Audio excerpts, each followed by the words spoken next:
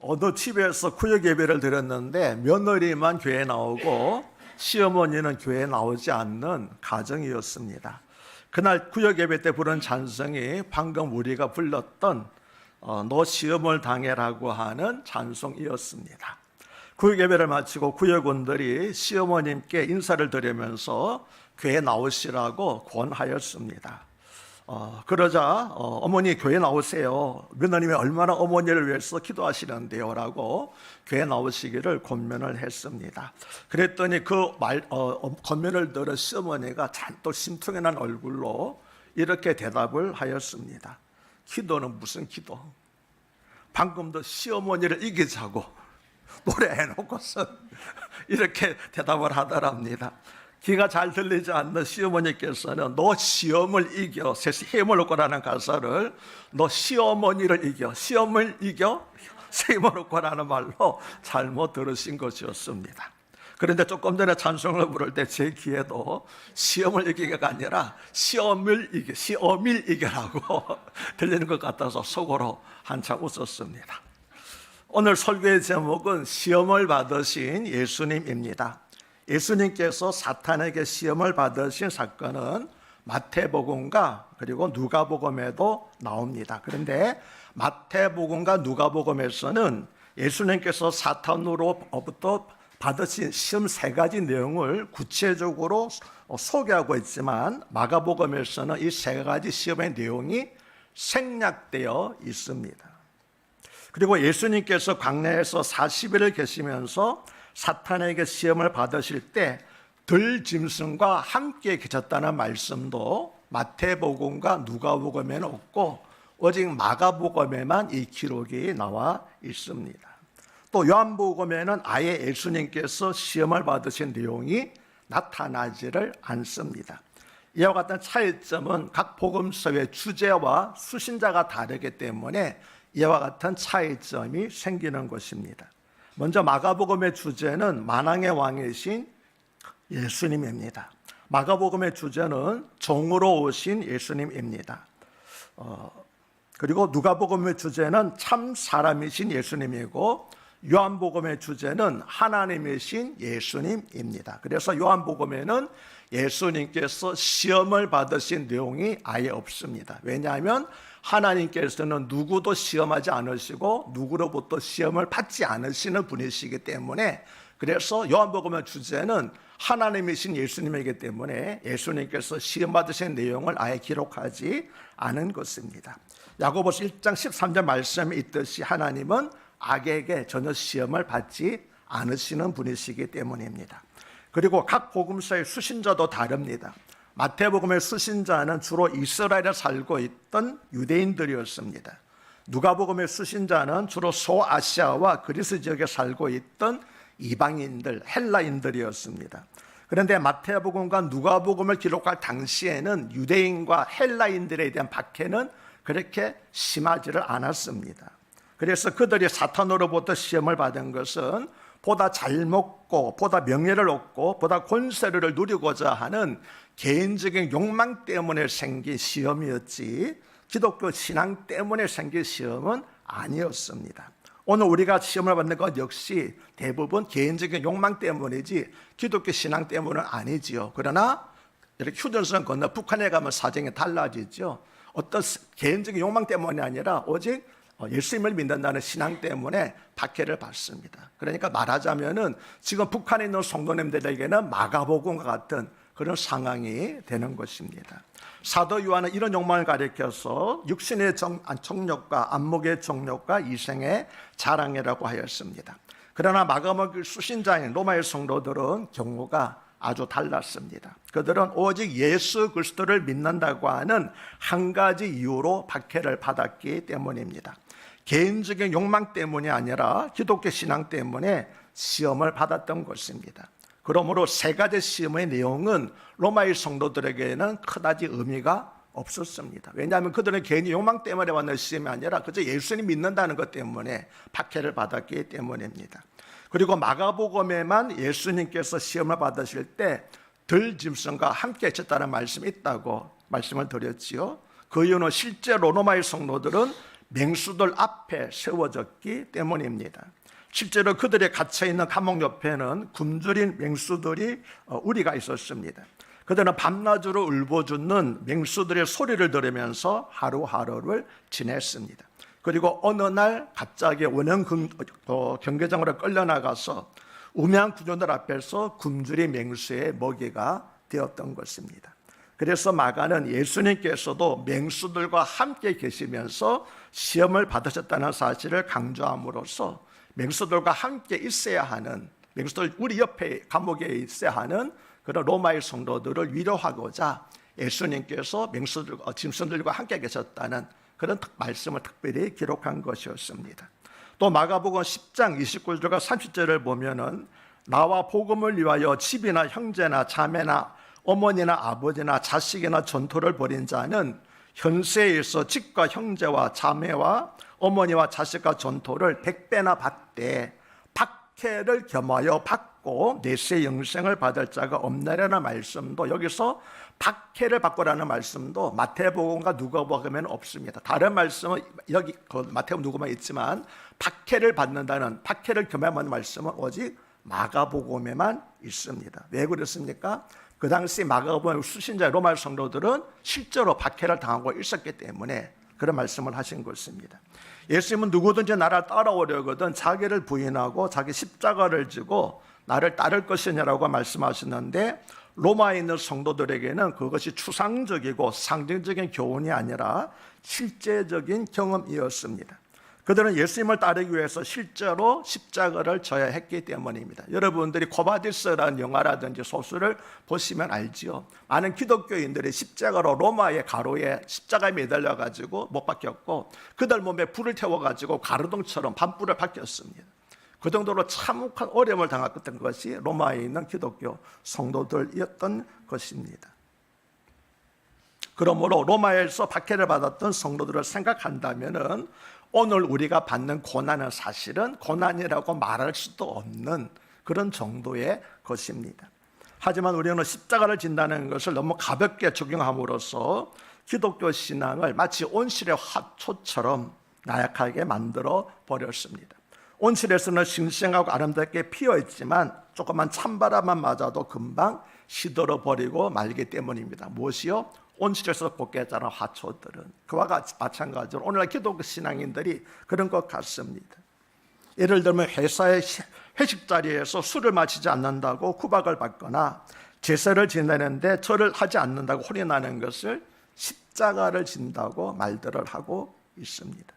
하지만 그 정도의 어려움도 이기지 못하는 나약한 신앙을 가지고 어떻게 세상을 이기고 세상을 바꿀 수 있겠습니까? 십자가를 진다는 말은 내가 죽는다는 뜻입니다. 우리가 함부로 십자가를 진다고 십자가를 가볍게 생각하지 마시기를 주님 이름으로 간곡히 부탁을 드립니다.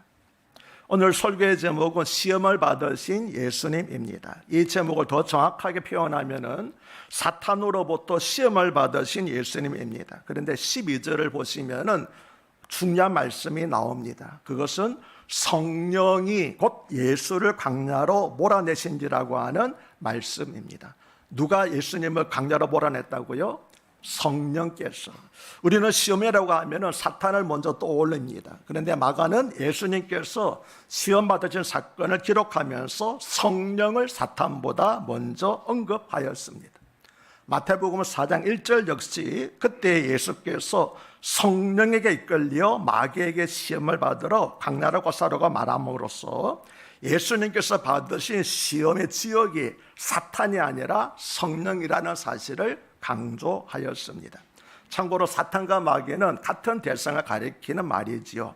사탄은 히브리어이고 히브리어 고유명사이고 마귀는 사탄을 디오블로스라고 하는 헬라어로 번역한 것을 다시 우리말로 번역한 것이 마귀라고 하는 그런 이름입니다. 우리가 흔히 잊고 있는 것은 시험을 받을 때 성령이 함께 계신다는 사실입니다. 많은 성도님들의 시험을 받을 때 하나님은 도대체 어디에 계시기에 나를 이 지경으로 버려두시는가 하고 원망을 합니다. 그러면 우리가 시험을 받을 때 하나님은 어디에 계십니까? 우리가 시험 받을 때 하나님 어디에 계십니까? 바로 나와 함께 내 옆에 시험을 받고 계시는 줄로 믿습니다. 바로 여기에 하나님께서는 우리와 함께 계십니다. 그래서 모든 시험을 능히 이길 수 있게 하시는 것입니다. 여러분 아우슈비츠라고 들어보셨지요? 2차 대전 때 나치 독일이 유대인들을 가두고 학살했던 대표적인 수용소가 아우슈비츠 수용소입니다. 그곳을 방문하면 반드시 안내하는 방이 하나 있는데 그 방은 가스실로 이동하기 전에 잠시 머물다 갔던 그런 방이라고 합니다.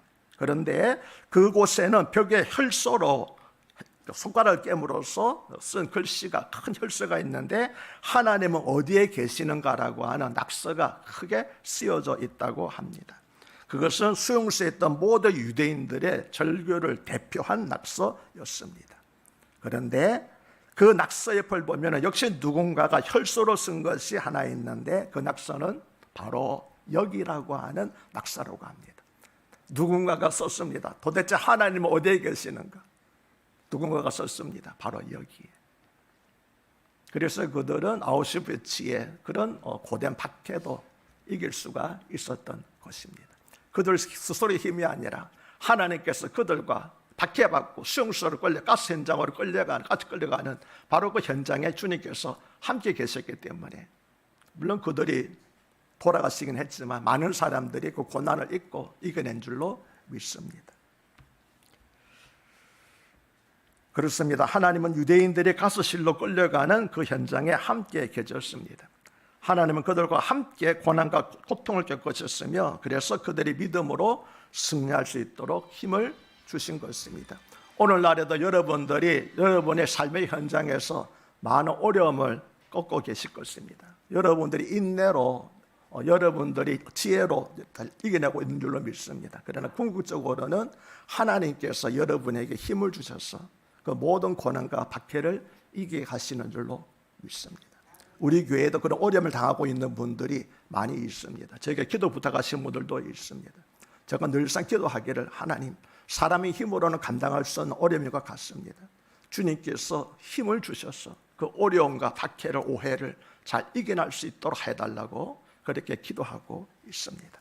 시편 139편에서 다윗은 이 사실 하나님은 어디나 어디 있든지 우리가 어떤 현장에 있든지 어떤 고난 가운데 있다 할지라도 함께 있다는 사실을 이렇게 감동적으로 노래를 하였습니다. 우리 시편 139편 7절로부터 10절을 함께 읽겠습니다.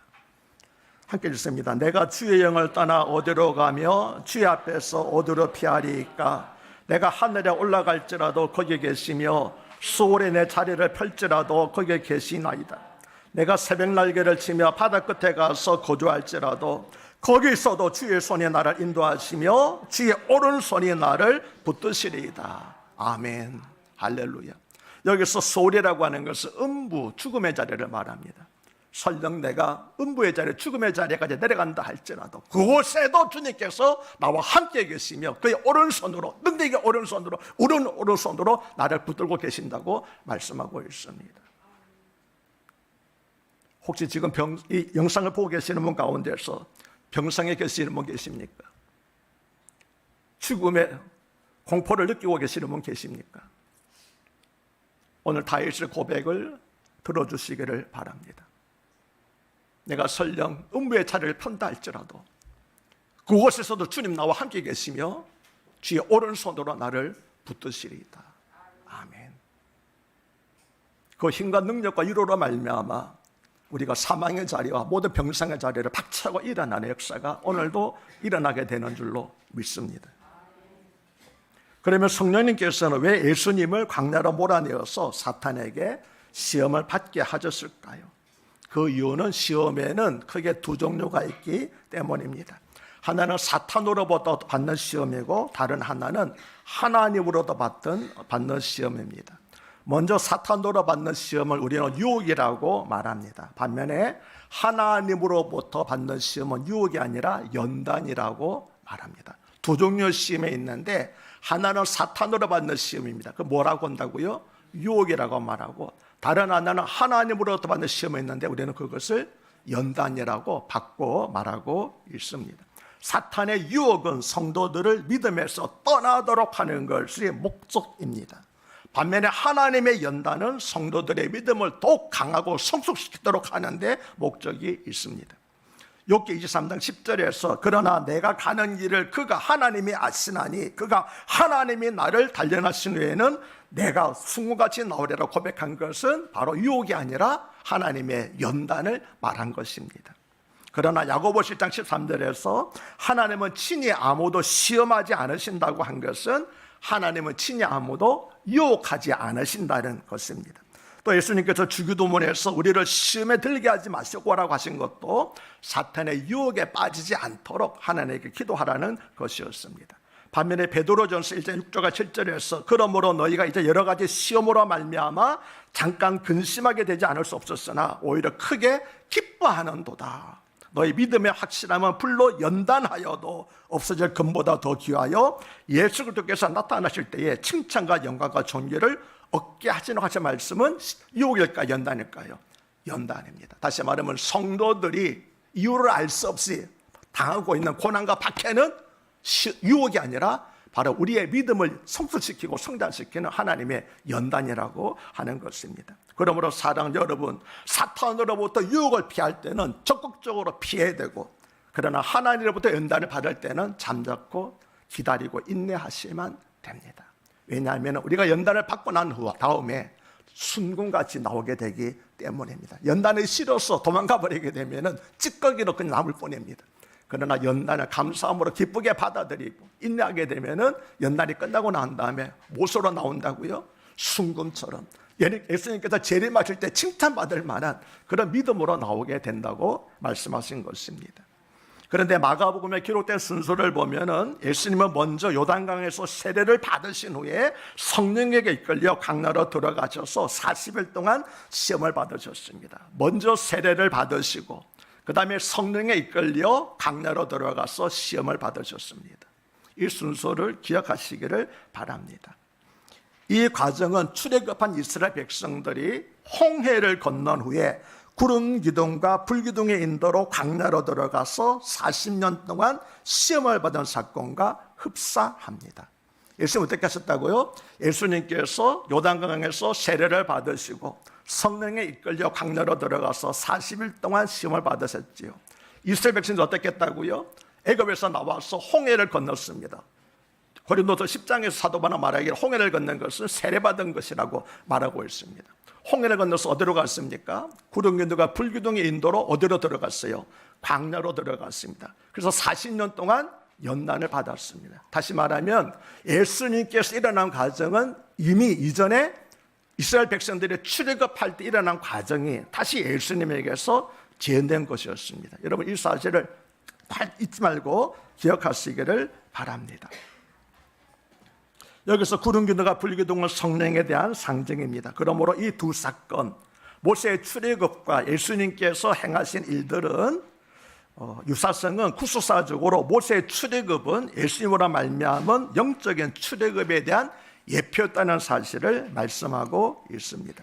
즉 모세로 말미암은 이스라엘 백성의 출애굽은 장차 예수님으로 말미암은 영적인 출애굽을 미리 보여주신 것이었습니다.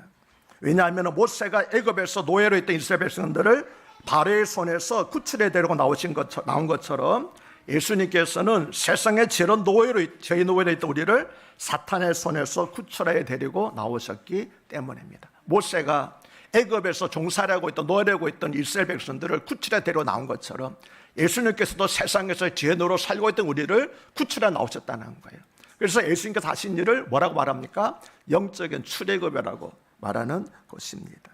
또 사도 바울은 고린도서 10장 2절에서 출애굽한 이스라엘 백성들이 홍해를 건넌 것은 구름과 바다에서 세례를 받은 것이라고 설명을 했는데, 그런 점에서 홍해에서 세례를 받은 이스라엘 백성이 구름 기둥과 불 기둥으로 인도로 강야에 들어간 것은 요단강에서 세례 받으신 예수님께서 성령의 인도로 강야에 들어가실 사건에 대한 예표였던 것입니다. 여기서 예표라고 하는 것은 장차 신약시대에 예수님에게서 이루어질 사건을 구약시대에 발생한 여러 가지 사건들을 통해서 그림자처럼 미리 보여주신 것을 가리켜서 예표라고 말하고 있습니다. 예수님께서는 요한복음 3장 14절에서는 모세가 광야에서 뱀을 든 것 같이 인자도 들려야 하리니 이는 그를 믿는 자마다 영생을 얻게 하려 하심이라고 말씀하셨고, 또 마태복음 12장 40절에서는 요나가 밤낮 사흘 동안 큰 물고기 뱃속에 있었던 것 같이 인자도 밤낮 사흘 동안 땅속에 있으리라고 말씀을 하셨습니다. 여기서 모세와 요나가 어떻게 한 것 같이 인자도 어떻게 하리라고 하는 것이 바로 예표에 대해서 말씀하신 것입니다. 그러므로 구약성경 읽을 때는 단순히 그 사건을 보지 말고 그 사건이 예수님에게서 어떻게 성취되었는가 하는 것을 주목해서 보아야만 하는 것입니다. 또 예수님께서는 사탄으로부터 내가 만일 하나님의 아들이라면 너희 능력으로 물을 떡으로 만들어 먹음으로써 굶주려 죽게 된 것을 해결하라는 첫 번째 시험을 받으셨을 때 사람이 떡으로만 사는 것이 아니요 하나님 입에서 나오는 모든 말씀으로 살 것이나 말씀으로 물리치셨는데, 이것은 신명기 8장 2절과 3절에서 인용한 것이었습니다. 신명기 8장 2절과 3절은 출애굽한 이스라엘 백성이 왜 40년 동안 광야 생활을 하였는가에 대한 또 다른 해석입니다. 왜냐하면 우리는 이스라엘 백성들이 광야 40년 동안 방한 것을 뭐라고 그럽니까? 불순종과 불신앙에 대한 징계라고 말하고 있잖아요. 그런데 신명기 8장 2절과 3절은 징계만이 아니라는 거예요. 이스라엘 백성들이 출애굽하여서 광야에서 40년 동안 생활하는 것은 단순한 징계가 아니라 그 외에 또 다른 하나님의 섭리가 있었다고 하는 말씀입니다. 도대체 어떤 섭리가 있었을까요? 우리 신명기 8장 1절과 3절을 함께 읽도록 하겠습니다. 내 하나님 여호와께서 이 40년 동안에 내게 광야길을 걷게 하신 것을 기억하라. 이는 너를 낮추시며 너를 시험하사 내 마음이 어떠한지 그 명령을 지키는지 지키지 않는지 알려 하심이라. 너를 낮추시며 너를 줄이게 하시며 또 너도 알지 못하며 내 조상들도 알지 못하던 만나를 내게 먹으신 것은 사람이 떡으로만 사는 것이 아니요 여호와 입에서 나오는 모든 말씀으로 사는 줄을 내가 알게 하려 하심이니라. 아멘. 왜 40년 방황 하셨다고요? 광야 생활을 하셨다고요? 단순한 징계가 아니라는 거죠. 사람이 무엇으로 사느냐는 거예요. 무엇으로 사느냐는 겁니다. 무엇으로 삽니까? 하나님의 말씀으로 사는 거예요. 왜 광야에 돌리시겠습니까? 광야는 사람의 살만한 환경과 조건이 없는 곳이잖아요. 하나님만 의지할 수밖에 없는 곳입니다. 그래서 하나님께서 40년 동안 만나와 메추기를 공급해 주시고 반석에서 물이 나오게 하신 사건을 통하여서 사람들로 말려 하여금 사람은 무엇으로 사느냐고요? 하나님, 우리가 40년 동안 간증을 하다 보니까 이제 깨닫고 고백하게 됩니다. 사람은 오직 하나님의 말씀으로 말미암아 그 말씀을 믿음으로 말미암아 사는 줄로 믿습니다라고 고백하게 하도록 하나님께서 40년 동안 이스라엘 백성들을 광야 생활하게 하셨다는 겁니다. 미워서가 아닙니다. 하나님께서 우리를 훈련시키시기 위하여서 때때로 여러분 가운데도 광야 40년과 같은 그런 고난과 연단을 주시는 줄 믿으시길 바랍니다. 그런 연단을 통해서 우리를 뭘 고백하게 합니까? 공급하시는 하나님, 능력이 많으신 하나님, 살리시는 하나님, 구원하시는 하나님을 우리가 만나고 체험하고 고백하게 된다는 것입니다. 이처럼 구약의 출애굽 과정이 예수님께서 공생을 시작하실 때 그대로 재현, 되풀이 되었습니다. 그리고 그것은 다시 예수님으로 말미암아 영적인 출애굽한 우리들에게서 또다시 재현되고 있습니다. 왜냐하면 우리도 이스라엘 백성들처럼 유월절 어린 양이신 예수님의 핏부름으로 구속을 받고 사탄이 지배하고 있던 세상으로부터 교회로 불러내심을 받았기 때문입니다. 그리고 물과 성령으로 세례를 받고 하나님 나라의 백성이 되었기 때문입니다. 그리고 지금 현재 성령의 인도하심 속에서 광야 같은 세상에서 연단을 받고 있기 때문입니다. 아멘이십니까? 이스라엘 백성, 출애굽한 이스라엘 백성들이 일어났던 일들이 예수님에게 그대로 지연되었고 예수님께서 하셨던 모든 일들이 지금 우리 가운데서 그대로 지연되고 있는 것입니다. 그러나 아직 이루어지지 않는 것이 있습니다. 무엇입니까? 예수님께서 부활 승천하신 것은 이루어지지 않았습니다. 이스라엘 백성들은 어디입니까? 광야생활 끝나고 어디로 들어갔습니까? 가나안 땅에 들어갔습니다. 예수님께서도 공생생활 끝나시고 어디로 들어가셨습니까? 부활하셨습니다. 천국에 들어가셨습니다. 이스라엘 백성들에게 일어난 일들이 그대로 예수님에게 일어났고 예수님에게 일어난 일들은 이미 우리에게 일어난 것도 있고 앞으로 일어날 일도 있을 것입니다. 우리는 이미 세상에서 불러냄을 받았습니다. 세례를 받았습니다. 성령의 인도하심으로 관용받은 세상에서 연단을 받고 있습니다. 그러나 이것이 끝이 아닙니다. 궁극적으로는 예수님을 따라서 우리도 천국에 들어가게 될 줄로 믿습니다. 왜냐하면 이스라엘 백성들에게 일어났던 일들이 예수님이 일어났고, 예수님에게 일어난 일들은 우리에게 반드시 일어날 것이기 때문입니다. 아멘이십니까? 그래, 여러분, 죽는 것을 두려워하지 마시고 세상에서 고난받는 걸 두려워하지 마시길 바랍니다. 왜 그렇습니까? 이것들은 다 연단에 불과하기 때문입니다. 이 다음에는 무엇이 있습니까? 상급이 있습니다. 무엇이 있습니까? 금처럼 나오는 일들이 있게 되는 겁니다. 무엇이 있습니까? 부활하여 승리하는 천국에 들어간 일들이 우리에게 놓여져 있는 것입니다. 그러므로 아무런 관역살 가운데 어려움도 두려워하지 마시고, 불평하지 마시고, 원망하지 마시고, 죽음조차도 두려워하지 마시길 바랍니다. 왜냐하면 이 죽음이 끝나는 날 우리는 영원히 고통이 없고 다시 눈물 일이 없는 천국에서 주님과 더불어 평안히 살게 될 것이기 때문입니다. 이처럼 출애굽한 이스라엘 백성들에게 있었던 일들이 다시 예수님에게서 이루어졌고, 예수님에게서 이미 이루어진 일들이 다시 우리에게서 이루어지고 있고 또 이루어질 것입니다. 이것이 바로 신학적으로 예표론이라고 말하는 성경의 위대한 가르침입니다. 예표론이라는 것은 이처럼 놀라운 것입니다. 구약시대에 일어났던 일들이 예수님에게 반드시 일어날 것이고, 예수님이 일어날 일들은 반드시 우리에게 일어날 것이라고 약속하는 것이 뭐라고요? 바로 예표론이라는 거예요. 그러니까 원래 우리가 이 예표론을 들을 때마다 얼마나 가슴이 떨리고 놀랍습니까? 흔히들 광야는 사람을 삶는 곳이라고 말합니다. 그러나 정확하게 표현하면 광야는 사람이 살 수 없는 곳이 아니라 사람이 살만한 환경에 되지 않는 곳입니다. 그래서 위로 하나님만 바라보게 하는 장소가 바로 광야입니다. 사람을 살 수 없는 곳이 아닙니다. 사람을 살만한 환경이 되지 않기 때문에 하나님만 바라보게 하시는 것이 바로 광야인 것입니다. 다시 말하면 광야는 사람이 살기 위해서 필요한 모든 것을 오직 하나님으로부터 공급받는 곳입니다. 그런 관점에서 본다면 광야는 반드시 지리적인 장소만을 의미하지 않습니다. 어떤 사람에게는 불치의 병을 앓고 있는 것이 광야일 수가 있고, 어떤 사람은 억울한 누명을 쓰고 감옥에 들어간 것이 광야일 수 있고, 어떤 사람에게는 잘 되던 사업이 하루아침에 망한 것이 광야일 수도 있습니다. 그런 상황에서는 그동안 배운 지식과 쌓은 교훈과 재산과 인맥이 아무런 도움이 되지 않습니다. 그래서 마침내 두 손을 들고 항복하면서 어쩔 수 없이 하나님만 바라보게 됩니다. 그래서 마침내 모든 환경을 초월해 역사하시는 전능하신 하나님을 경험하게 됩니다. 그래서 마침내 신명기 8장 3절의 말씀처럼 사람이 떡으로만 사는 것이 아니요 여호와의 입에서 나오는 모든 말씀으로 사는 줄을 이제 내가 알게 되었습니다라고 고백하게 됩니다. 이것이 바로 광야의 은혜인 것입니다.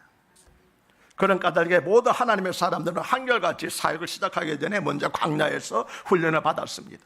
모세는 미디안 광야에서, 다윗은 엔게디 광야에서, 바울은 아라비아 광야에서 훈련을 받은 후에 사역을 시작하였습니다. 이처럼 광야는 하나님만을 의지하는 것을 배우는 곳이고, 하나님의 사람들이 사역을 시작하기 전에 반드시 거쳐가야만 하는 훈련 장소입니다. 그래서 인간의 육신을 입고 이 세상에 오신 예수님께서도 겸손히 광야에서 하나님 아버지만을 의지하고 하나님 아버지의 영광만을 구하는 훈련 연단을 받으셨던 것입니다. 즉 예수님은 표면적으로는 사탄에게 시험을 받은 것처럼 보이지만 궁극적으로는 하나님께서 그 시험을 통해서 연단을 하신 것이었습니다. 13절은 광야에서 40일을 계시면서 사탄에게 시험을 받으시며 들짐승과 함께 계신 천사들이 수동들더라고 말씀합니다. 그런데 마태복음에서는 순서가 조금 다릅니다. 예수님이 시험을 이기시고 사탄이 물러간 후에 천사들이 나와서 예수님을 수종들었다고 기록하고 있기 때문입니다. 저는 마태복음의 기록이 보다 성경적이라고 생각을 합니다. 왜냐하면 고난이 끝난 후에 영광이 있고 시험이 끝난 후에 멸령관이 있다고 하는 것이 성경의 일관된 가르침이기 때문입니다. 부활하신 예수님께서는 누가복음 24장 25절과 26절에서 낙심하여 엠마오로 내려가던 두 제자에게 나타나셔서 미련하고 선자들의 말한 모든 것을 더디 믿는 자들이요, 그리스도가 이런 고난을 받고 자기의 영광에 들어가야 할 것이 아니냐라고 말씀을 하셨습니다. 그리스도가 이런 고난을 받은 다음에 영광에 들어야 될 것이 아니냐, 이것이 성경의 일관된 가르침이 아니냐고 말씀하셨습니다. 사도 바울도 고린도후서 4장 11절에서 우리가 잠시 받는 환난에 경한 것이 지극히 크고 영원한 영광에 중한 것을 우리에게 이루어 줌이라고 말씀하고 있습니다.